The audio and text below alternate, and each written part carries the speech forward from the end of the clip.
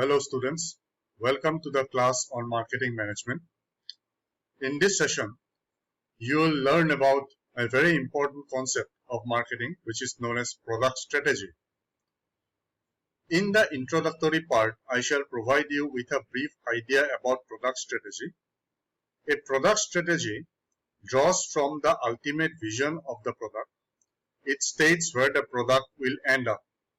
By setting a product strategy, the company can determine the direction of the product efforts.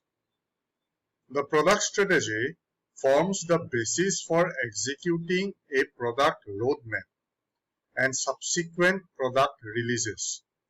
The product strategy enables the company to focus on a specific target market and feature set instead of trying to be everything to everyone.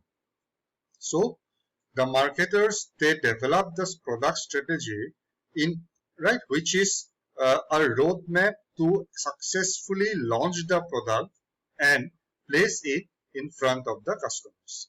In the upcoming presentations, I shall provide you a detail about this particular concept. Thank you very much.